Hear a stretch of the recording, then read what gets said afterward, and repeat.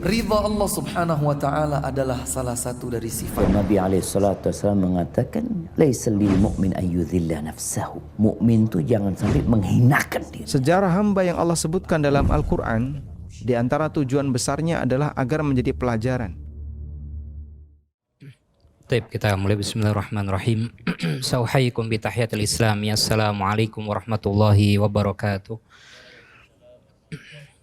Alhamdulillahi nahmaduhu wa nasta'inuhu wa nastaghfiruh wa na'udzu billahi min syururi anfusina wa min sayyiati a'malina.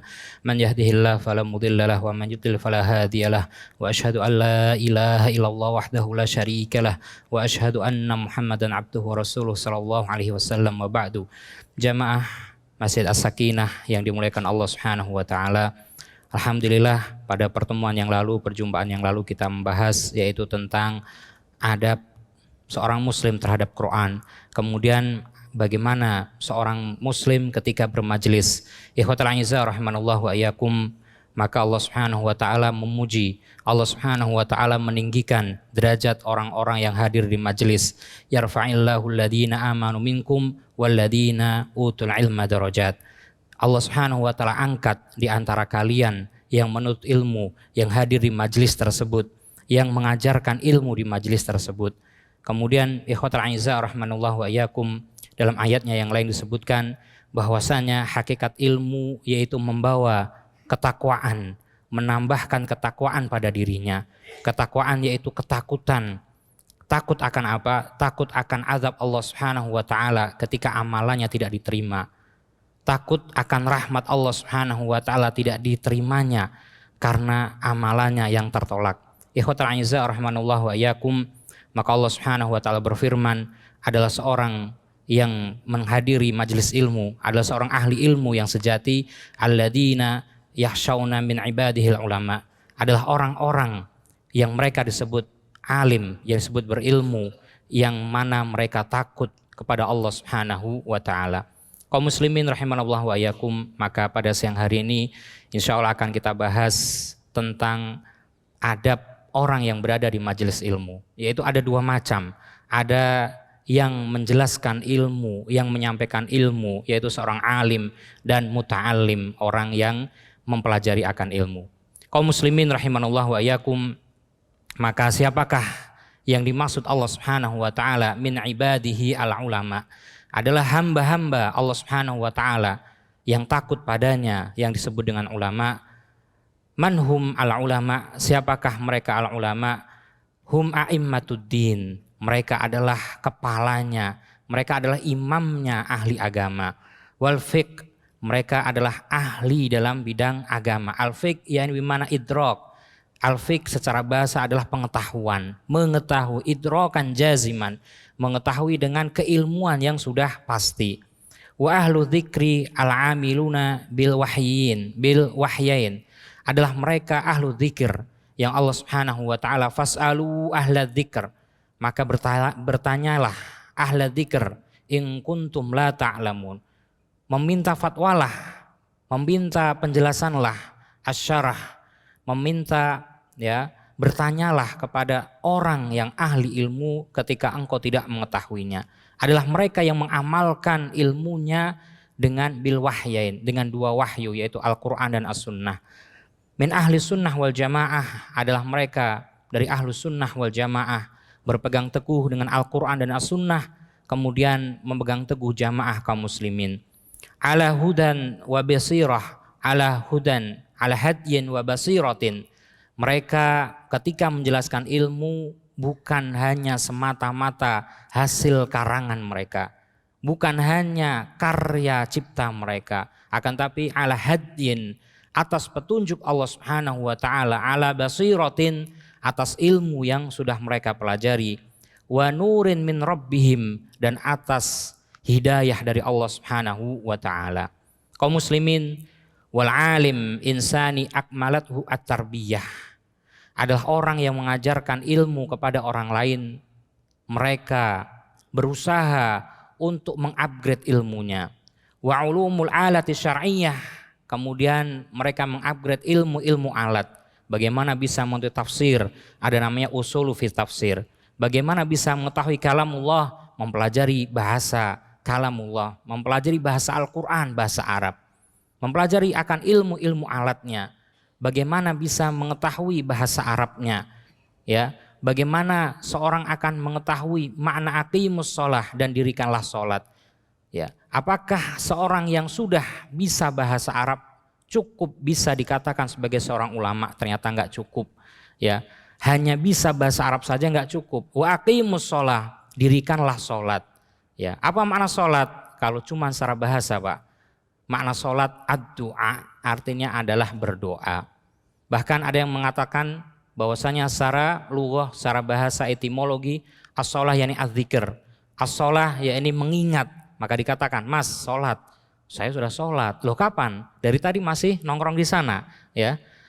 Oh saya sudah sholat Pak. Ya, karena sholat itu apa? Eling, ingat katanya, az-zikr. Nah, ikhwatul aiza, maka nggak cukup cuma tahu akan bahasa Arab, ya. Tahu saja nggak cukup, apalagi nggak tahu, ya. Maka perlu untuk dipelajari ilmu-ilmu alat yang lain, mempelajari ilmu fiqh, mempelajari ilmu usul dan yang lainnya. Maka as-sholah menurut, ya, pandangan ahli fikih fuqaha yang diawali dengan takbiratul ihram, diakhiri dengan salam. Itu yang dimaksud aqimus sholah, tegakkanlah sholat. Ikhwatul aizah rahimanallah wa iyyakum, fahuwa yuhawilu jahidan an yankula suratahu wa ilmahu.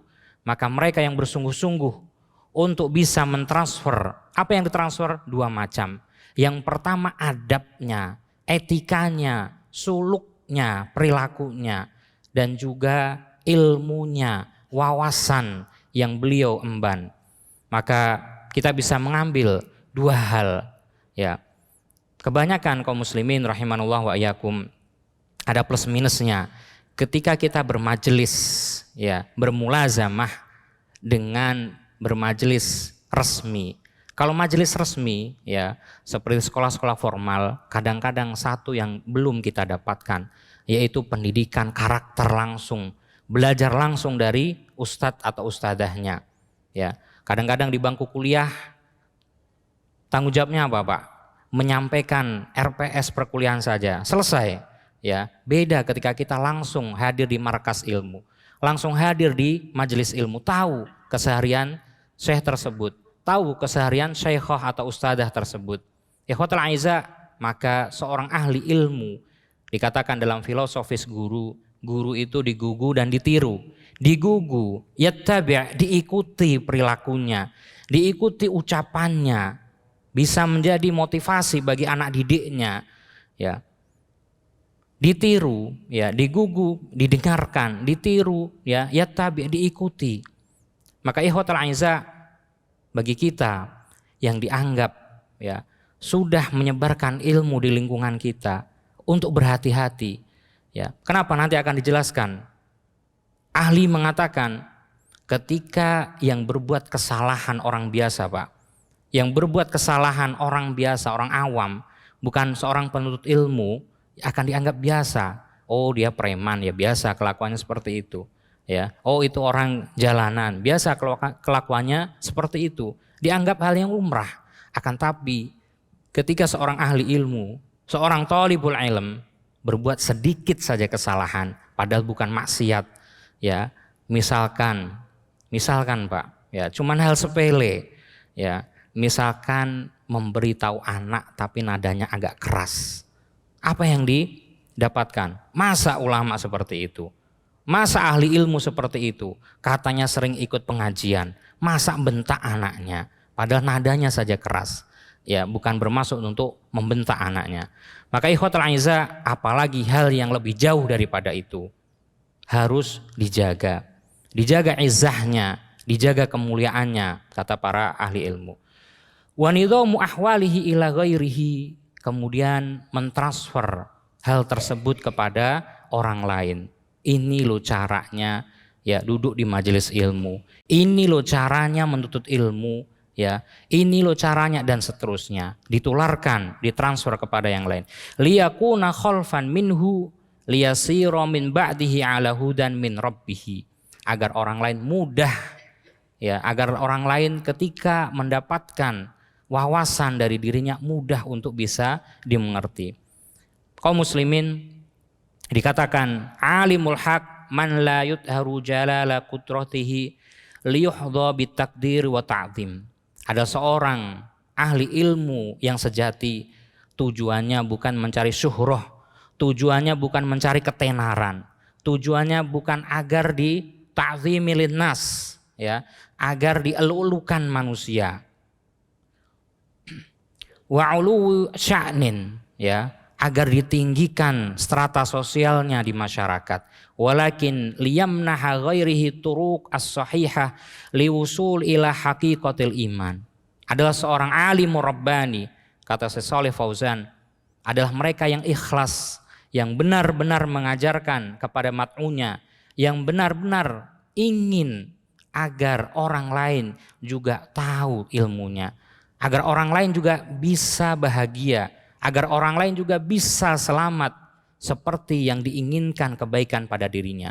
Maka Rasul SAW mengatakan ciri atau indikator seorang mukmin ketika dirinya menyukai, ketika dirinya juga mencintai untuk saudaranya seperti yang ada pada dirinya. Dirinya ingin hidup enak, maka dia juga pengen saudaranya yang lain juga hidup enak.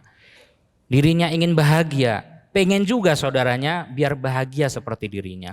Maka ikhwatal aizah, inilah hakikat seorang alim, hakikat seorang ahli ilmu. Tujuannya bukan mencari ketenaran, tujuannya bukan dielu-elukan manusia, akan tapi menginginkan agar saudaranya, agar temannya, tetangganya juga ikut bahagia seperti dirinya. Ikhwatal aizah rahimanallah wa iyyakum, dikatakan adalah perangainya ahli ilmu, ya, ingin orang lain juga mendapatkan manisnya iman, halawatul iman wa taqwa, menambah ketakwaan pada Allah Subhanahu wa taala. Kata Tolak bin Habib yang dinamakan takwa, engkau beramal atas dasar hidayah dari Allah Subhanahu wa taala. Amalan kita, Pak, kalau tidak didasarkan hidayah dan rahmat Allah Subhanahu wa taala, gak akan bisa mungkin. Banyak saudara kita yang sehat, banyak yang punya waktu luang hanya untuk meluangkan 5-7 menit sholat 5 waktu saya susah.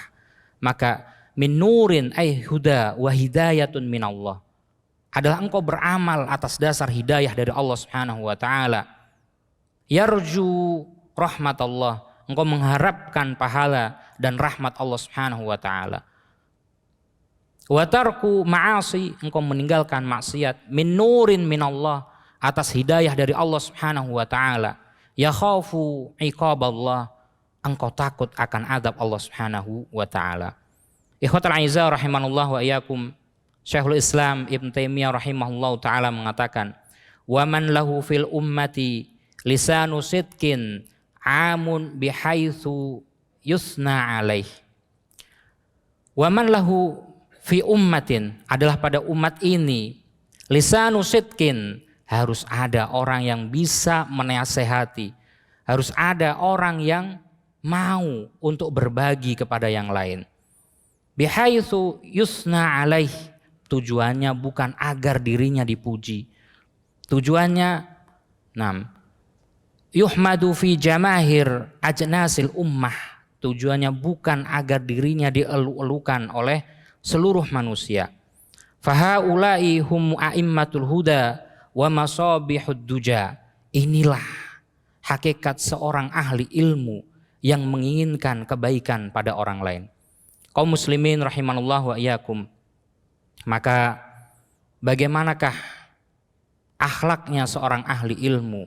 Di antara akhlak seorang ahli ilmu, pada mimbar yang kemarin kita jelaskan, ya Aisyah, ma akhlak ma khuluq Rasulillah sallallahu alaihi wasallam, dalam hadis Hisham bin Wa'il, wahai Aisyah, bagaimanakah akhlaknya Rasul sallallahu alaihi wasallam? Aqra'tal Qur'an? Maka Aisyah balik bertanya, apakah kamu membaca Al-Qur'an? Apakah kamu menemukan bagaimana diri Rasul sallallahu alaihi wasallam dalam Al-Qur'an? Maka kana khuluquhul Qur'an, adalah akhlaknya Rasul sallallahu alaihi wasallam Al-Qur'an. Ikhwatul aizah, di antara akhlak yang patut dicontoh dari Rasul sallallahu alaihi wasallam bagi seorang ahli ilmu, at-tawadhu, adalah dengan rendah hati. At-tawadhu lughah dalam bahasa yang dimaksud tawadhu, adharu ad-dhi'ah, menampakkan kerendahan. Wa ma'khud min madah wadu'a, tadullu ala khafat ay at-tadallul. Dalam bahasa Arab yang namanya tawadhu adalah seseorang meletakkan pada apa? Meletakkan pada al-khafat wa tadallul, sesuatu pada tempat yang rendah. Maka dalam istilah kenapa harus diletakkan pada tempat yang rendah? Idharu tanazzul anil martabah liman yuridu ta'dhimuh, meletakkan pada posisi yang rendah untuk memuliakan orang yang berada di atasnya, untuk memuliakan orang yang wajib ihtiraman alaih, untuk dimuliakan padanya. Ikhwatul aizah rahimanallahu wa iyyakum. Allah Subhanahu wa taala berfirman dalam surat Asy-Syu'ara ayat ke-215, wahfid janahaka limanittaba'aka minal mu'minin. Memerintahkan agar kita semua at-tawadhu, rendah hati kepada orang lain. Wahfid janahak, maka rendahkanlah langkahmu, limanittaba'aka minal mu'minin, terhadap orang-orang yang mengikutimu dari orang-orang yang beriman. Wahai Nabi SAW, adalah perintah Allah Subhanahu wa taala agar akhlaknya seorang mukmin mencontoh Rasul SAW, at-tawadhu, rendah hati, tidak suka menyombongkan pada dirinya. Sesungguhnya inna lillahi, semua yang dia punyai adalah punya milik Allah Subhanahu wa taala. Wa inna ilaihi raji'un, suatu saat akan diambil oleh Allah Subhanahu wa taala. Kaum muslimin rahimanallah wa iyyakum. Begitu juga dalam firman-Nya Subhanahu wa taala surat Al-Isra ayat ke-37. Wala tamshi fil ardi marahan, dan janganlah kalian berjalan di muka bumi ini dengan marahan, dengan berbangga diri. Innaka lan tahriqal arda wa lan tablughal jibala tula. Seandainya kalian demikian, berjalan dengan menyombongkan diri, lan tahriqal arda, enggak akan mampu mengelilingi dunia ini. Walan tablughal jibala tulan, enggak akan mampu menaiki puncak gunung yang tertinggi. Apa maksudnya kaum muslimin? Di sini Allah Subhanahu wa taala memberikan metodologi ad-darbah, permisalan. Memberikan metodologi analogi. Apa yang kamu sombongkan di muka bumi? Min nutfatin, min mani yumna. Engkau diciptakan Allah Subhanahu wa taala dari air mani yang hina. Berakhir dengan hina pula sebagai mayit, sebagai jithah, sebagai bangkai yang dikuburkan dalam tanah. Wala tamshi fil ardi marahan, janganlah berjalan di muka bumi ini dengan kesombongan. Kenapa demikian? Seandainya kamu bisa tahriqal ardi, melampaui bumi ini semuanya, mengelilingi semuanya bumi ini, walan tablughal jibala tulan, bisa mendaki seluruh gunung ini, maka tidaklah mengurangi sedikit pun kekuasaan Allah Subhanahu wa taala. Enggak ada apa-apanya.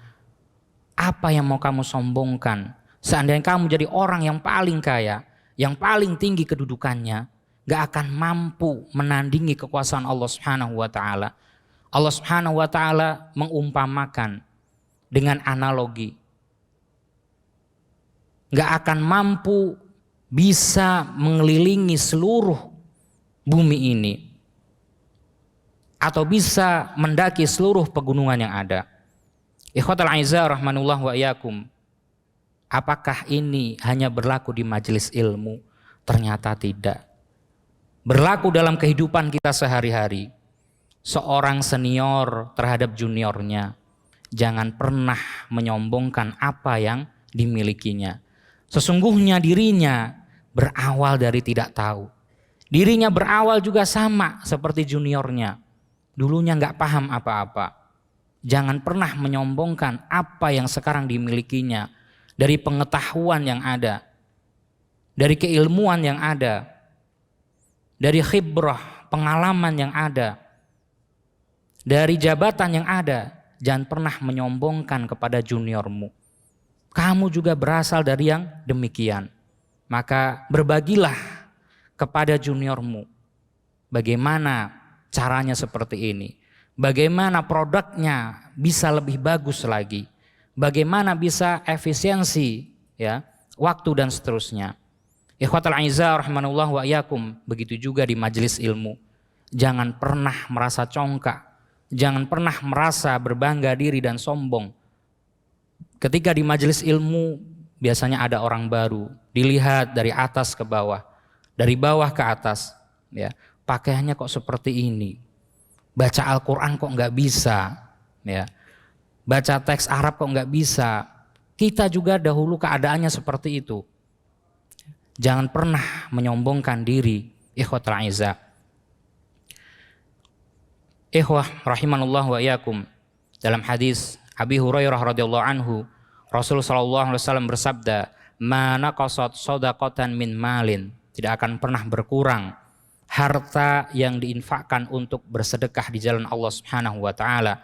"Wa ma zadallahu 'abdan bi'afrin illa 'izzan."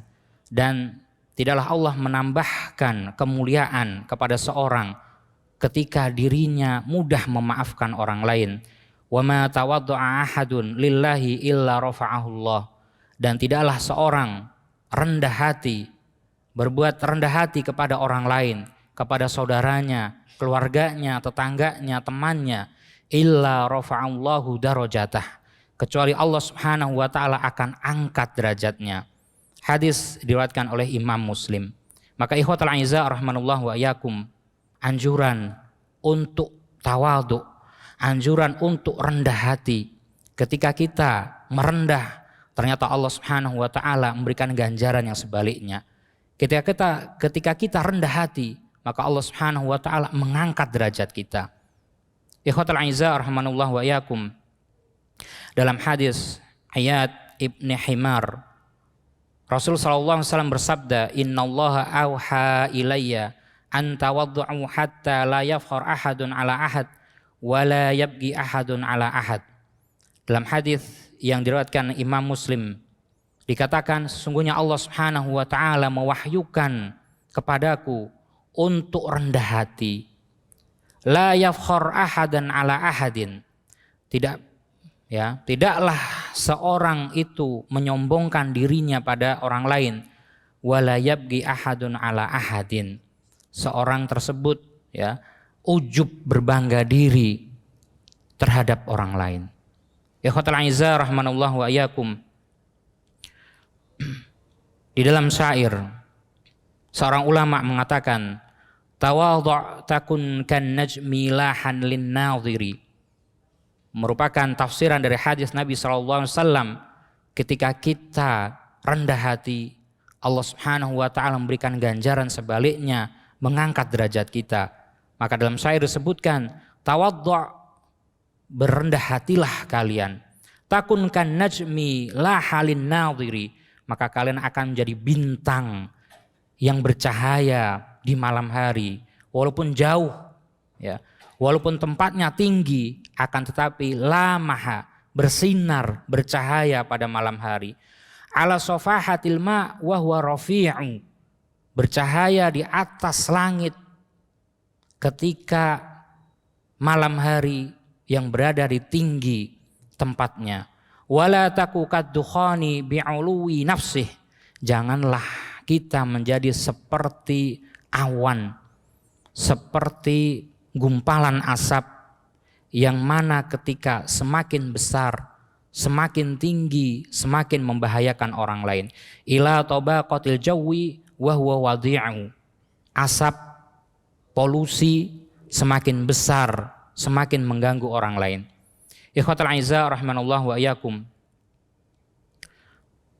Termasuk akhlak seorang pengampu ilmu, al-i'tirafu bil ajzi, yaitu mengakui kekurangannya. Kaum muslimin, suatu saat Imam Darul Hijrah, Imam Malik bin Anas, salah satu imam madhab Maliki yang sangat terkenal, ditanya oleh seseorang dengan 100 pertanyaan. Ketika diajukan, dilemparkan pertanyaan la adri, diajukan pertanyaan lagi wallahu a'lam, diajukan lagi pertanyaan la adri. Kemudian orang terheran, wahai Malik, engkau ini ahli ilmu, engkau ini penghulunya imam fikih di Madinah ini, engkau imam Darul Hijrah di Madinah. Kenapa ketika ditanya engkau selalu bilang la adri, enggak tahu? Ada 100 pertanyaan, 99 engkau tolak pertanyaan tersebut dengan mengatakan la adri, saya enggak tahu. Maka ikhwatal aizah rahimanullah wa iyyakum, demikian keadaan Imam Malik, imam penghulu fikih, ahlinya madhab Maliki, mengatakan tidak tahu. Dikatakan dalam hadis bahwasanya man yaqulu la adri nisfal ilm, siapa yang mengatakan la adri pada sesuatu yang belum tahu ilmunya padanya, sesuatu yang belum dia kuasai ilmunya, maka dikatakan nisful ilm, dikatakan setengah daripada ilmu. Kaum muslimin rahimanallah wa iyyakum, disebutkan dalam ayat surat Yusuf ayat ke-76, wa fauqa kulli dzi ilmin alim, pada setiap tingkatan atau tabaqat itu ada ahlinya. Menunjukkan dua pelajaran bagi kita. Pelajaran pertama, untuk kita tawadhu, berendah diri, berendah hati ketika kita mengemban ilmu. Yang kedua, kaum muslimin, untuk kita berhati-hati dalam bidang ilmu ini. Seorang imam mengatakan ada 3 kondisi seorang penuntut ilmu. Ketika di awal baru saja menuntut ilmu, dia merasa dirinya orang yang paling tahu, merasa dirinya orang yang paling menguasai ilmu. Baru belajar, mohon maaf, mungkin baru belajar hadihi, baru belajar mubtada khobar, seolah-olah dirinya sudah ahli nahwu.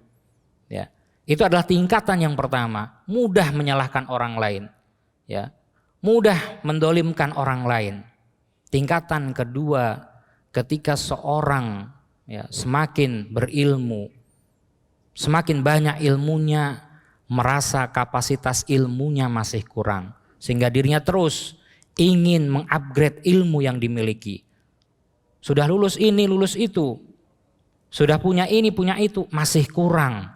Dan ini adalah hal tamak yang dianjurkan Rasul SAW, hal hasad yang dibolehkan oleh Rasul SAW. Tidak ada ketamakan, di antaranya adalah dalam hal ilmu. Tidak boleh hasad kecuali salah satunya di antaranya dengan orang yang ahli ilmu, kata Rasul SAW. Ikhwatal aizah rahmanullah wa iyyakum, keadaan pertama baru saja menuntut ilmu, sombong dirinya, seolah-olah orang yang paling tahu dengan ilmu. Di pertengahan dirinya semakin gak punya, dan paling puncaknya orang yang menuntut ilmu akan berada pada posisi saya nggak tahu apa-apa, saya masih belum punya apa-apa. Maka ikhwatal aizah rahimanallah wa iyyakum, wa fauqa kulli dzi ilmin alim, pada setiap tabaqat, pada setiap fununul ilm, jenis keilmuan, ada ahlinya di sana. Nah, ikhwatal aizah, sebagai penutup, Allah Subhanahu wa taala berfirman dalam surat As-Saff ayat kedua sampai ketiga, ya ayyuhalladzina amanu lima taquluna ma la taf'alun, wahai orang-orang yang beriman, janganlah engkau mengatakan apa-apa yang kamu tidak punya ilmu padanya.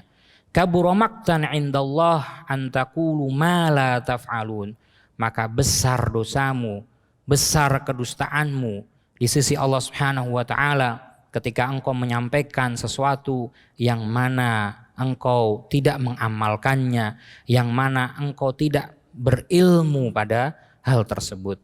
Maka ikhwatal aizah rahimanullah wa iyyakum, adalah karakteristik yang harus dimiliki seorang pengemban ilmu, di antaranya tawadhu, berendah hati, dan yang kedua mengetahui, bisa mengukur posisi dirinya. Wallahu a'lam bishawab. Mungkin ada sedikit waktu, kalau mau ada didiskusikan, falyatafadhal mashkura ma'jura. Jazakumullah khairan. Pertanyaan sangat luar biasa. Alhamdulillah wassalatullahi wassalamu ala rasulillah wa ba'du. Ada pertanyaan, bagaimana cara kita menyampaikan ya kepada orang lain atau menyampaikan kepada keluarga kita tentang suatu perbedaan pendapat gitu Pak ya. Nah, kemudian bagaimana cara kita mengkritisi ya suatu pendapat tersebut. Ikhwatul aizah rahimanallah wa iyyakum. Di awal tadi terlewat bahwasanya ya bagaimanakah seorang disebut dengan ahli ilmu, seorang disebut dengan ahli, la ya'lamu wa la ya'rifu wa la yudrakul alim illa al-alim. Tidaklah mengetahui seorang itu ahli kecuali dirinya adalah ahli. Bapak-bapak, tidaklah bapak-bapak tahu kalau bapak-bapak itu ahli setelah mendapat sertifikasi, setelah melalui pelatihan ini dan itu. Ya, tidaklah mengetahui ya temannya itu ahli setelah lewat pengujian-pengujian yang dilakukan oleh para ahli dalam bidang itu. Maka dikatakan dalam kaidah la ya'rifu al-alim illal alim. Enggak ada yang mengetahui ya kalau seorang itu ahli kecuali seorang ahli. Kemudian bagaimana adab ketika perselisihan pendapat? Yang pertama, kaum muslimin rahimanallah wa iyyakum, kalau itu adalah pendapat yang furu'iyah sifatnya, yang pendapat tersebut bukan pendapat yang usul, maka ya kita mengambil jalan tengahnya. Dikatakan para usuliyin al-jam'u muqaddam minat tarjih. Menggabungkan pendapat agar didapatkan kemaslahatan lebih diutamakan daripada menguatkan pendapat, akan tapi timbul implikasi perpecahan yang lebih besar. Maka kata para ahli al-jamu aula wa muqaddam minat tarjih. Menyatukan pendapat lebih diutamakan daripada mentarjihkan. Ikhwatul aizah rahimanallah wa iyyakum, ya suatu pendapat fikih misalkan membaca basmalah di suatu tempat dianggap suatu yang wajib masuk ke rukun misalkan, maka kita hargai pendapat tersebut. Mungkin di keseharian kita tanpa membaca basmalah dijaharkan pada surat Al-Fatihah kita di sholat kita, akan tapi ketika kita bertemu dengan suatu tempat yang menganggap itu masuk dalam surat Al-Fatihah, rukun wajib untuk dibaca, maka kita baca. Kemudian ketika kita mengkritisi suatu perkara, maka apakah kita ya punya kapabilitas dalam hal tersebut? Apakah kita punya ilmunya, kemampuan dalam hal tersebut? Kebanyakan kaum muslimin ramai di media sosial padahal dirinya bukan orang yang ahli dalam bidang tersebut. Ingin ikut meramaikan, ya bersuara kemana-mana, ternyata mohon maaf ya kapabilitas keilmuannya dipertanyakan. Maka Imam Al-Bukhari mengatakan pentingnya seorang mempunyai ya nilai, value, kapabilitas, ya kemampuan sebelum bertindak. Qoblal qaul wal amal. Al ilmu qobla al qaul wal al amal. Kemudian kita sampaikan ya adalah merupakan dakwahnya Nabi SAW ala basiratin, ya dengan keilmuan, walin dengan lemah lembut. Seandainya hal tersebut diperselisihkan, tadi ya kembali ke poin pertama, kalau bukan masalah usul ya masih ada ikhtilaf di kalangan ahli dan ikhtilaf tersebut sama-sama muktabar, sama-sama diakui, hadisnya jelas ya, dalilnya ada dan jelas, maka kita menghormati, saling menghormati pendapat-pendapat yang berbeda tersebut. Baru kita sampaikan ya, ini sebenarnya lebih ya kita pegangi pendapatnya. Ini lebih kita kedepankan pendapatnya karena banyak ya dilakukan atau sesuai dengan mazhab yang berlaku di tempat kita. Wallahu a'lam bishawab. Taib. Cukup. Barakallahu fikum ikhwatal aizah, kita akhiri dengan doa kafaratul majlis. Subhanakallahumma wa bihamdika asyhadu an la ilaha illa anta astaghfiruka wa atubu ilaik. Mohon maaf atas segala kekurangan. Assalamualaikum warahmatullahi wabarakatuh.